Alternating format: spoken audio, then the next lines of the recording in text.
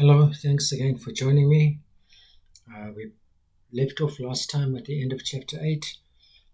We'd met Miriam and Gidi, and Tsotsi persuaded her to come and breastfeed the child for him. She was obviously opposed to it. She thought he was going to rape her, but she seemed to warm up a bit towards Tsotsi before that chapter was over. In chapter 9, I'd say the main thing we're going to find out is what's the mystery of that yellow dog. We're going to take a flashback right till Tsotsi's childhood. We're going to meet his mother, briefly his father. But at the beginning of this chapter, the father is away, and he's living with the mother and the grandmother. And the father's due to come and visit, but the night before he actually does come to visit, something happens. And that all leads to the episode of the yellow dog, which I'm not sure if I'm going to read that whole episode or not, because it's a bit upsetting for me because it's an animal. But I mean, I've read about the murders of humans from chapter 1, Gambut Lamini, so I'll see how I go with the yellow dog.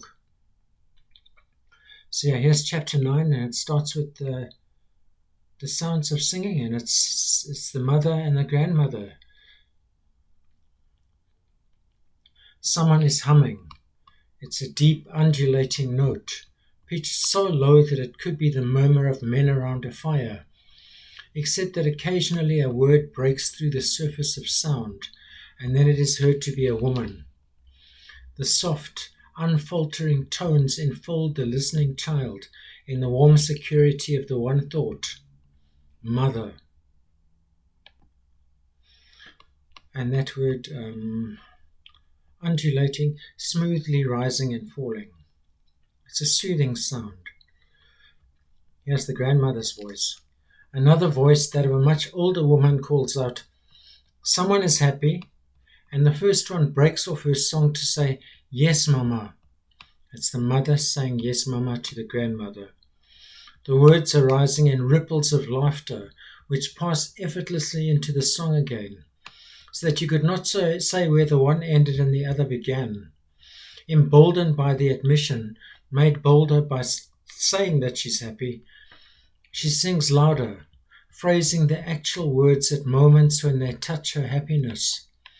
After time, a long time, a lonely time, a shadow on the road, and the cattle lowing at sunset. So I'm kind of jumping the gun here, but I'm going to just mention that I think she's happy because she knows that the father is due to come home. I think that's the reason for her happiness. This he now is Tsotsi as a child. He's in a small room, sitting on the floor, dividing his attention between his mother's voice, feeling absolutely safe in the sound of her presence, and the dizzy droning of a big grey fly swinging drunkenly into the window high above his head. It had been trying to get through all afternoon, and now its stupidity seems enormous. Don't they learn, he wonders? Don't they know about glass and seeing things through it? It's quite obviously exhausted. Every few seconds it drops to the windowsill and rests there, or crawls around in circles before rising and trying again. Closing his eyes, he can actually catch small chips of sound each time it butts the glass. Suddenly it's his mother he hears again, and follows a wave of her song through to the next splash of words. Kind lowing at sunset. When he opens his eyes, he's forgotten the fly and looks down at the cotton reels between his outstretched legs, but he can't think of a game. There's a smell of wood smoke in the room, and he knows without turning that behind him in the backyard a fire is burning in a paraffin tin with many holes in its side. He also knows that it is late afternoon, because the light from the window has moved across the floor and up the opposite wall, where it is now, a square of bright orange next to the door. Everything is where and how it should be, and he's comforted. And the first time we read this, we don't know what the grandmother's talking about. I mean, I've given the game away by saying it's the father. But that's what the grandmother's referring to here. What time tomorrow, my child? It's the old voice speaking. The song stops. He says to be here all day, Mama. Just like a man, the whole day. Oh, what's one more day in so many years, Mama? So it seems like the father's been gone a long time. So many years, my child. Yes, Mama. One more day. I will wait it, Mama. After so many years, he will come. It will be at an end. All the years. David. Of course, that's Tsotsi's real name. It is his mother, and he waits in silence. David. Yes, Mother, he answers. The salt, my baby. Bring me the salt. So he's got to lean up and climb up to get the salt off a high shelf. And while he's doing that, he hears the voices again. Does he know? No, it's just the child know. It's the old voice. Yes, Mama. What does he say? He's a child, Mama. He was too young to remember. The father's been gone so long, so many years. So he's got the salt, and there's the mother with the porridge pot. And because she's beautiful and young and gentle, he rushes to her, and she catches him up in her arms, laughing as she hugs him, smothering him happily in her smell and her warmth. Then he turns and looks at the old woman, watching her in silence because she is the oldest thing in the world, and he has great respect for her and also fear. She's small and crooked, and what is left of her is held in voluminous clothes. There's not much of her, but the clothes are big and full of air, and they have lots of volume. Her face is like the tortoise he once found in the veldt in the field and brought home. He respects her because of the example of the big people of his world, like his mother, who speaks softly to her. He fears her because once when she found him doing something that was wrong, she caught him with that thin, bony hand of hers, which looks like a fowl's foot, and with the other one pinched his bum until the snot and tears came into his mouth. But there's more than just the respect he'd learned from others and his self-taught fear in his attitude to her. He knows that she watches him carefully and sometimes sees him more clearly than the big people, even his mother, who have a way of looking but not seeing. What is more important, she has never laughed at him, not once. This then is how they face each other now, himself silent, wondering if she saw him do anything today, and the old one eyeing him with her bright black beads. Does he look like him? She asks his mother, who looks up from the porridge pot to smile at her son. Yes, Mama, he's our child. The old woman spits out a gobbet of the snuff she puts in her lower lip and calls him. He looks down at his feet and fidgets on them until his mother says, Go to her, David. So he goes. The old woman lets him stand before her but does not touch him. How old are you, young one? She asks. He looks back at his mother, who says, Tell her, David. So he says, 10 years. This seemed to make her angry because she tried to spit again but failed because there was nothing in her mouth. So she snorted, 10 years. You slain your mother's belly. He had nothing to say to this, and his mother was also silent, but not the old one. 10 years. You haven't even been born to the troubles of this world.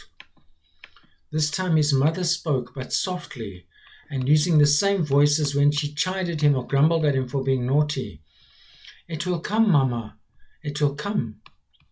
The old woman sank into a brooding silence, turning her head deliberately so that she no longer saw him. So he takes a walk, and here's the dog. Takes a walk and comes to a stop a short but safe distance away from the yellow bitch, who looked up from her corner, eyeing him with even colder deliberation than the old woman. A step nearer he knew would get her to her feet, her upper lip curled back from the teeth, and another step would bring her snarling at him, straining at the end of the chain which kept her tied to a fence pole. She used to play with him, running up to his feet and rolling over on her back with her legs curled in the air so that he could scratch her belly with his toe. Then quietly and unexpectedly, a few weeks ago, she had changed and no longer played and didn't seem to recognize him anymore. This was a great pity and a great surprise, but only to him because his mother didn't appear to notice. And even when he drew her attention to it, she only smiled and shook her head. The old woman too, because he was persistent in these things. Surely she would have something to say about the matter. But he was wrong there because all he got out of her was a mind your own business and some tobacco juice. So now he's a safe distance from the bitch. He took the step which brought her to her feet with the rattle of the chain and then got ready to run after the next because that had now become a game. But he didn't take that second step this time because his mother stopped him. "Leave her, David. She doesn't play anymore." "You'll have other playmates soon enough," his mother said. "Go now and get the mat because the food is nearly ready." So he takes the food, also some for the grandmother, and she's got no one else to feed her, and if his mother didn't feed her, she would surely have died. So then they have the evening meal. No sounds except the old woman sucking a bone and the yellow bitch at the end of a taut or tight chain whimpering until tossed a bone. And that's where the mother tells him that his father was coming tomorrow. He couldn't remember when she'd first told this story. It was the story of a man, a big man, a gentleman, a laughing man who had had to leave them for such a long time, but would come back one day. This was the manner of the first time she told him. One day. He was always coming back one day. And she told it that way for many years, and in a voice that made one day sound a long time away. He'd had this story at supper most nights in his life, and maybe for this reason had not noticed the changes. Like the time when he realized that her saying one day did not sound such a long time away. So then she starts speaking of a definite day, and then it's next month, and next week, and 3 days' time. Now it was tomorrow, and that he could understand most of all, because it simply meant going to sleep beside his mother, and then opening his eyes, and there it was, tomorrow. This man, this big, gentle, laughing man, his father was coming tomorrow. And what did he see when she said this? The image or the picture had taken a long time to form, and parts of it were almost as old as himself. Going back many years to the time she said, "He's warm, David, warm in bed, my boy," which meant, to the child anyway, glowing like the paraffin tin full of coals on a dark night. Therefore he always glowed, this father, red in his bed, in his imagination, warmly on the winter nights, suffusing his dreams of when he would come with the columns of a sunset sky. Then there was the laughing. She said this so often and with such meaning that he knew that he also laughed in his bed, in his sleep, even when eating. So a red glowing man, always laughing, with big hands, being a big man, and maybe covered with feathers because she said he was soft and full of love. Red, laughing, big-handed, holding love, and all of this father, which was all right because it made up for not having an ordinary one like other children. And he was coming tomorrow, maybe to come flying this long way away, moving his feathered arms like wings as he settled in the backyard. Tomorrow was a big day, all right. And it certainly does turn out to be a big day. So then they're getting ready to go to bed. He washes, the mother tells him, wash behind your ears, behind your legs. They went to bed. They lay close together for warmth because the blankets were thin and it was the cold time of the year. There in the darkness, his mother spoke again, just a little for a while, using soft words like love and father and better days and laughing. And the music in her voice made him drowsy and lapped around him like warm water as the heat from their bodies crept into the blanket. It was good to lie there like that, protected by her arms, carried away by the flow of her words, which came effortless and soft, until it wasn't her voice anymore, but father being just as soft, and his mother and himself were astride his back, holding on by handfuls of feathers, and all of them laughing because father was flying them away to better times, flapping his arms like a bird. The sky ahead was blue, and the sun bright and warm, and lots of birds flew abreast of them, next to them, and asked them where they were going and why, but they only laughed because there was no longer a need for words that weren't phrased by the sound of their happiness, and they flew like that a long time, sometimes resting up on trees, then off again, passing over strange places with strange colors, on and on, until suddenly from nowhere came the darkness and the sky was gone, the sky grey, and then hail, big as stones, falling hard and cruel, forcing them lower, and the stone struck his father's head with a short, dull note, like hitting something iron. And this note, after a slow start, was going up into a frenzy of sound, because the storm was at its worst, and they were going down, down, down. So it's a dream. At that moment he opened his eyes. And he was dreaming of this loud noise, but there was in reality a loud noise going on. And this is a shocking part of the chapter. Those demolition guys who come and get rid of you, and the cops have come and, well, you'll see what the noise is here. He shook his head in the darkness because the sound persisted in his ears. He still hears this noise.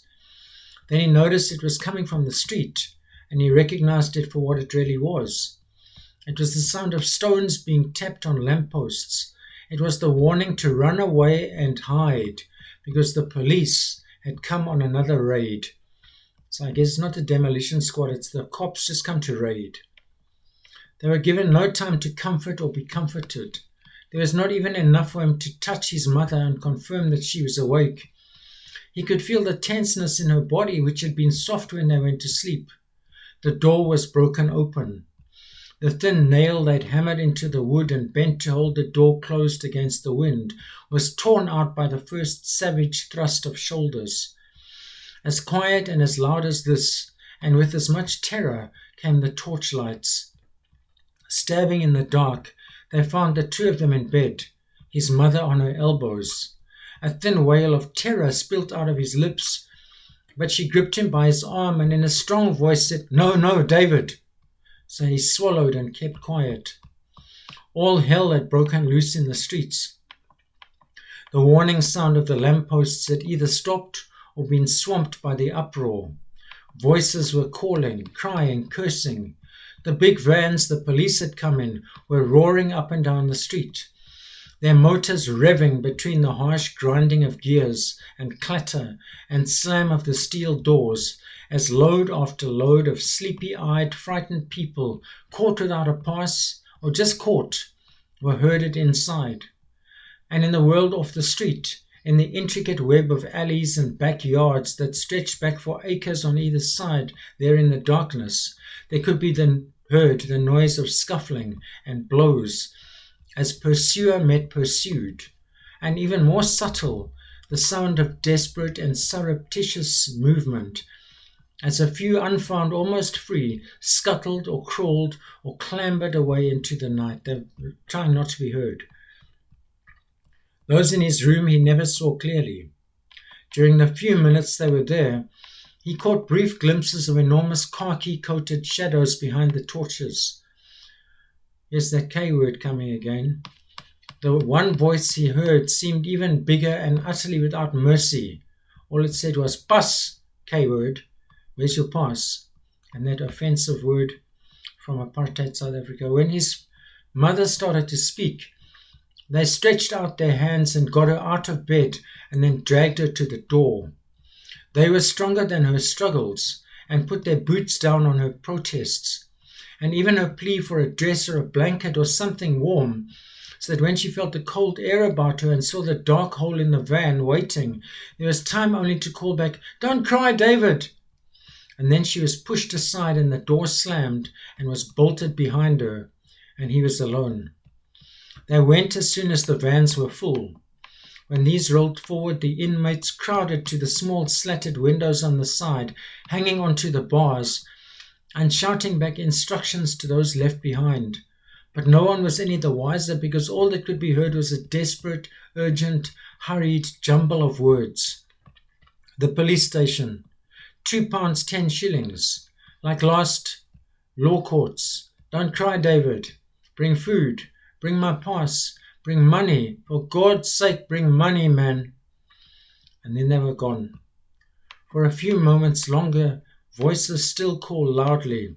Doors slam, babies cry, footsteps run away in the dark, coming as a last echo to the pandemonium, the chaos of a few minutes earlier. But these are separate sounds, and soon trail away, and then there is silence. What follows is something like a befuddled awakening, the stirring and moaning of the survivors after a short but brutal engagement to begin a numb reckoning of losses. The destruction and looted emptinesses through which they moved were not to be measured in outward things. A door hanging loose on its hinges, a broken chair, an overturned bucket of water. These were not obvious in a world made up of odd bits and pieces that never quite matched anyway. The real chaos of that moment was not to be righted or mended or filled that easily. What do you do with broken sleep or terror or empty blankets or the despairing prospect of a tomorrow that meant your turn to search for that person, that precious person who's been taken away and might never be seen again? If you are lucky, you will find him, but then you'll have to find money to help him out of the strange labyrinth of the law, the maze of the law. And that people are saying, take some food as well. Lucy and Tetua found her man there. You'll wait a long time. They're feeling kind that day. They'll fetch the big book. There'll be trouble because you can't spell his name and they must have the spelling. That's what the sort of thing that'll happen the next day. But these people who left behind now, what do? They sort out a few things and they go back to bed. No point in staying awake. Tomorrow's another day and someone else's turn to be caught. So we've got to just carry on. Carry on, Isaac Rabetla, Peter Madondo, Willie Sichao, Tommy Dlamini. Come, carry on. Tomorrow is near and your baby is crying. But this is so sad for the child because it's Tsotsi, David, alone, or he thinks he's alone. But now, of course, the grandmother is there. He lay stiffly in bed, hardly daring to breathe, holding the edge of the blanket to his chin, as if underneath it he was safe from rude hands and being hurt. This he knew is what he had to do. Time and again in the past his mother had unexpectedly called him, and kneeling down so that she could look straight into his eyes, told him with a strange urgency in her voice what he had to do if ever it happened that she was taken away. Don't move, you hear? Stay in the room and wait for me there. Do you hear, David? Do you hear what I say? Yes, mother. What did I say? I must wait for you and not move from the room. Yes. Listen, David. Listen carefully. Wait for me. I promise. I promise I will come back. He never liked that talk, but remembered it now. And so he waited. It had actually started the moment he awoke beside his mother, as a total, terrible, all-engulfing waiting for something to happen. When the door burst open and they came in and took her away, it became the waiting she'd urged upon him, the waiting for her return. They'd taken her outside and he could hear loud voices, and he wondered why they spoke to her like that, and wanted to cry again, but remembered her words and waited for her to come back. And there's just this deep silence, but he waited. She'd said she would come back. She'd promised that she would come back. Doors slammed, and there's nothing more. He waited for the black silence to break, but nothing happened. Just the dogs barked and the bitch rattled her chain, and his mother didn't come. Mother, mother, nothing. Mother. A harsh pain of a sound. His eyes were wet and his throat ached. Mother. Tula, be quiet. What's the matter? That's the grandmother. His surprise at getting an answer was so great that for a moment he actually thought it was his mother who'd answered him. Then he heard the shuffle of footsteps crossing the yard and a scratching at the door that was like the bitch when she was a puppy and had tried to get in on cold nights. Will the grave be my only undisturbed rest? Is there no respect for old bones? The match flared, and by its light the old woman shuffled to the table and lit the candle. Looked around, the bed behind the door, the shoes under the bed. Where is she? He swallowed. Police? He asked. She asked. His lips trembled. He closed his eyes. Mother. It was an endless sound. Tula, snot-nose, the old one cried. David crawled out of the blankets and onto his feet. Where do you think you're going? He stumbled to the door, but she was quicker. An arm shot out and caught him and held him back with surprising strength. He kicked and screamed, but she held on and, closing her eyes, passed implacably through the frenzy of his outburst. Reduced finally to a sobbing, weak-kneed heap of his small self, she dragged him to the bed and got him on it and under a blanket. He made no effort to get back onto his feet. She pulls a chair to the door and sits down. He buried his face in the cold, comfortless smell of his mother in the pillow and sobbed himself to sleep. There were no dreams. The old woman says, Are you awake? Last night, the terror of last night. Do you want coffee? His mother. He sat up suddenly and looked around and rubbed his eyes. My mother, they took my mother. They took your mother and the rest of the world. Where's my mother? She shuffled up to him and held out the mug. Where is God in heaven? Take it. He dropped his head and began to sniff. A fine one you are, she said. What sort of a man do you think you'll make? He didn't hear her, and anyway, he wasn't going to cry. He remembered it all now in a numb, dull way. There were no tears in it. He was quite brave in daylight, and she'd said, Don't cry, and had promised to come back. There was some sort of comfort in the old woman. She belonged in a way to the room and his mother singing and supper in the yard, and she didn't seem worried or anything other than her usual crabby self. He drank his coffee. It was warm, and there was a comfort of a sort in that too. Days were long things. There was lots of time to come back, and she'd promised. The old woman was sorting herself out, fussing with an old pair of shoes and her clothing. He watched her, and in between knotting the duk, the piece of cloth she's going to wrap around her head, and putting a black shawl with a fringe over her shoulders, she stopped several times and looked at him. At last she was ready and came to the bed. She spoke to him directly, in a way no big person ever did, and all the time he looked seriously and unblinkingly back into her eyes and heard everything she said.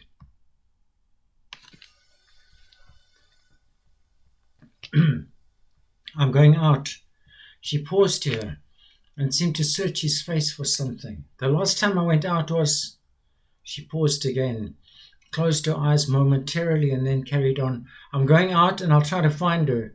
She said she would come back. The old woman considered this and then spoke very slowly. Then I'll help her. I'm taking her dress, and when I meet her somewhere, she'll put on her dress and she'll be all right. Can I come? No, your father's coming. You must be here. He heard those words like ice-cold hands in the small of his back. The old woman had turned away and was moving to the door. I'll try to find her if God's in heaven. The door closed behind her, and he was alone again, and as frightened as any time in the night past. For a moment he wanted to run after the old woman, but he remembered his mother's words. Don't move, don't go away from the room. He pulled the blankets up to his chin and started waiting again. But this time the silence was right inside himself, right deep down where his heart beat and terror lodged, moving slowly that moment like something awakening from a sleep, taking its time, flexing itself and yawning. Days are long things. It was his father. It was the thought of his father coming home, his father coming and himself alone, different to what he'd imagined, different to his big, gentle, warm, protective mother. This is how he prepared himself to meet his father behind her, holding on to her. Now he was alone and waiting. So he waits. Then there's a knocking. He awoke, and a second later his terror sprang and caught him, because unlike the first awakening, he knew immediately where he was and what it was outside the door. He'd put a box there to hold it closed, being too small to do anything about the nail. And when, after a few more seconds of knocking, a deep, thundery voice called softly, "Tondi!" And after that the box was pushed back a few inches. We assume that's the mother's name. He clawed his way out from under the blanket and ran into the backyard. There,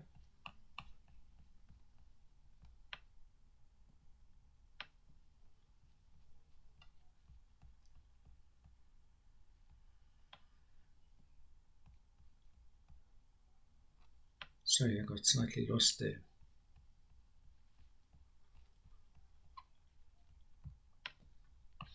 I found myself again. He ran into the backyard. There, after a whimpering, desperate moment of indecision, he dived into a deserted fowl hook, a little enclosure for chickens, where he closed his eyes and his ears. But still he heard the feet walk into the room, and then the softest sound as they came a few steps into the backyard. He even heard the softest sound of a deep breath that was almost a sigh. The steps went back into the room, and then to the front door, from where the voice called out, "Tondi!" The world seemed to still itself and listen.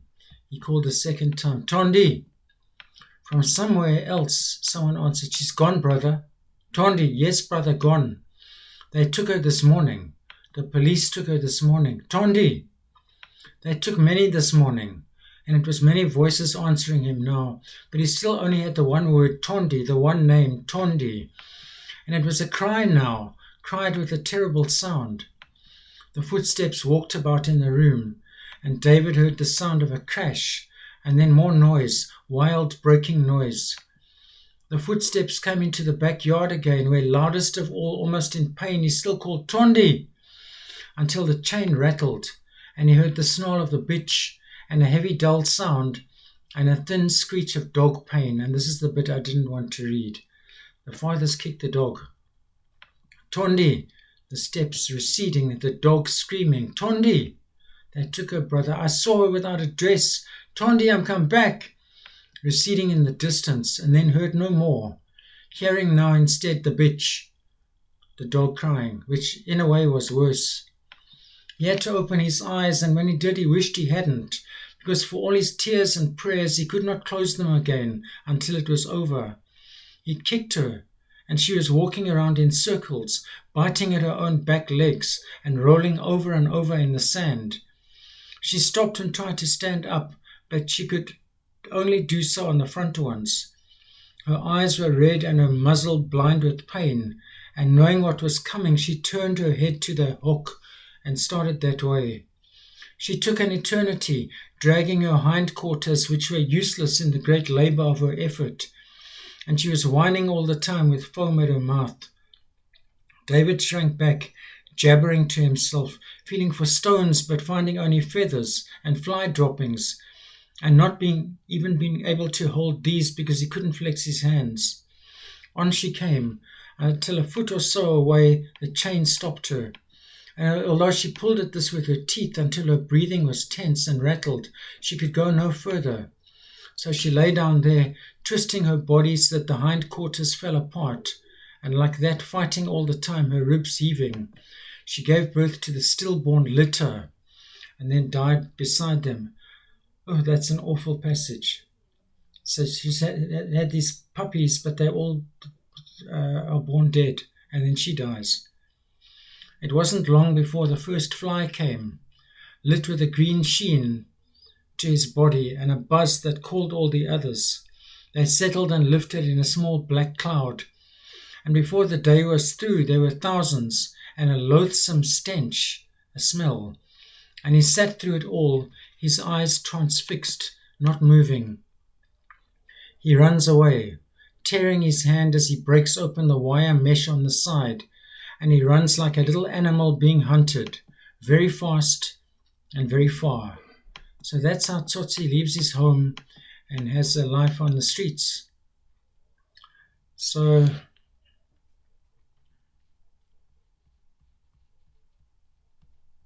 there are these other kids that he bumps into. Who are you? They asked. Where do you come from? He had no answers. He won too. He's like us. He's a child without a home. You got a mother? They asked. You got a father? I tell you, he's like us. Look at him. He doesn't know nothing.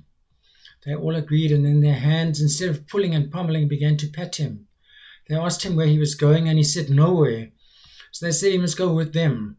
And when he asked where that was, they told him down by the river, where it used to run, there by the big pipes. They are warm, and we sleep well, and we have bread and water, showing him their crusts and bottles. One of them took his hand and led him as they trotted away happily. The pack had grown by one, and now numbered 8, so he's taken by these 8 street kids. On the way, he noticed, among other things, that the oldest was a head higher than himself, while the youngest was so small he had to be carried because he was tired. And he falls at one point. They tell him, you will learn. They sat down to eat, and this, like everything else that they did, was very serious. The bottles of water were passed around. The youngest doesn't want to eat, causes great concern. Eat, take it, Simon. Bread and peels, man, dip it in your water. This poor little child wore an old coat, sizes too big. When he walked, it trailed behind him like a bridal gown. He made no move to eat. So they unbuttoned the coat, and the leader took out a box of matches and struck a light, and they all looked at Simon's belly. It was bigger, they agreed, bigger than yesterday because it was broader than the rest of his body, and as stiff as a drum. It sounds like, is it called kwashiorkor, this disease? Through starvation, the stomach starts swelling up. Like Willie, they said, he's going like Willie. Who's Willie? We put him away, was the reply. Someone had the idea that since Willie was no more and the new one had no name, why not call him Willie? It was an idea, they agreed, taking turns to say Willie and nudge the new boy until he also said Willie. The others laughed. After that, they spoke a little about the day, and they try somewhere else tomorrow. Try what? The new boy, without a name, the one trying to be Willie, asked. They take David down the riverbed, collect some paper and some gritty cardboard. This other boy does all the talking. My name is Peter. Now listen, what's the matter with you? You say nothing. Are you sleepy? I'm also 2. Not long now. You'll sleep on these. I'll show you. It's all right over here. You'll see when there's food. We'll be friends, me and you. I'll tell you what. We must find you another name. Willie's no good, man. I don't like it. It's dead, you see. When Peter decided they had enough papers, they went back. They're all crawling into these pipes to sleep in. This is mine. You sleep with me. Are you frightened? Shall I go in first? Listen, say something, man. You say nothing. He showed David how to lay out the papers, and then Peter dropped off to sleep. Framed by the opening of the pipe was a circle of smoky white sky, and as he watched, a small spider crawled along the inside rim and then dropped down slowly on a single thread of cobweb, along which a little light danced as it swung to and fro. Has this got something to do with his fear of spiders? So he starts sleeping. He's thinking about where had it been warm, what had been warm. Warmth was a pain, was a memory, was a pain. Something warm and soft and someone singing. All this was somewhere. Where and who saying what? He listened. Don't go. His heart beat faster, and he held his breath. The words were far away. Don't go. What the mother said to him. Don't move from the room. He scrambles out of the pipe, and this Peter said, What's your name, Willie? Where are you going? Outside, David was trying to climb up the river bank, but it was very steep, and all that his efforts brought him was a cloud of dust and bleeding knees.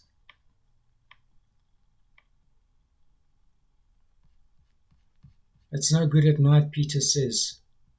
It was all right, he explained, to look during the day, like with Sam. So it seems Tsotsi kind of loses it there a bit and gets confused as he wakes up.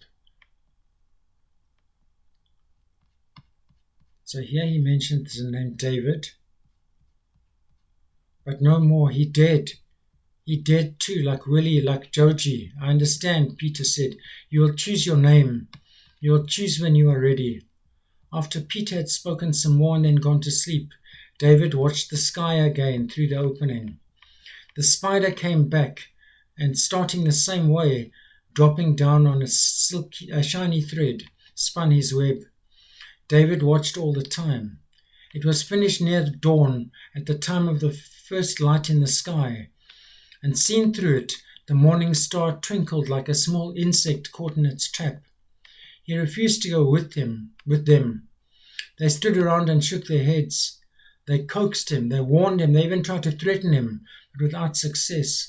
It wasn't that he argued back or cried or did anything at all. He just sat at the mouth of the pipe where he'd slept. Nothing had much meaning for him, least of all they, seen now for the first time in the light. But he was to learn that day and most days after that, and learn it so well that he would never forget it, because they went and left him alone. It started with that loneliness, being the only person in the world, in a grey world, because clouds blew up and it rained all day. A wet grey world smelling musty. It was the scent of damp paper. So he always has this memory of the smell of paper. We'll give you bread if you come tomorrow, this Peter says. Where's Simon? But he goes out with them the next day and scavenged.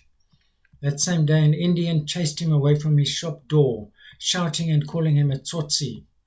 When they went back to the river that night, they started again, trying names on him, Sam, Willie, and now Simon, until he stopped them. My name, he said, is Tsotsi. They crowded around him, laughing and slapping him on the back. Tsotsi, they cried, trying it out. He nodded his head. He learnt all the lessons, he learnt them well. He never stopped learning, it seemed, because after the river gang, broken one night by a police raid, came other gangs of older boys. Harder, harsher lessons, and that simple lesson of keeping his body alive another day. He learned to watch for the weakness of sympathy or compassion for others weaker than yourself, like discovering how never to feel the pain you inflicted. He had no use for memories. Anyway, he had none. So that's how Tsotsi's life with gangs begins, and that's how his memories get buried, and that's where he learns not to feel for anyone. But we know, much older now with the baby and Morris Chabalala, there's changes in him. But we see it was all brought on by this fear of his father hiding in the foul enclosure, the poor dog getting kicked and dying. It's a traumatic experience for little David. And he runs away, and thus begins his life on the streets. I can't even say I hope you enjoyed that chapter, because it's a harrowing chapter. A whole lot of stuff happened, and it's pretty scary stuff. So, well done on surviving the harrowing drama of that chapter. And next time I see you, we'll be looking at chapter 10. So it's 3 chapters to go. I'm really grateful to you for joining me for all these chapters. I wish you a lovely day. Look after yourself now.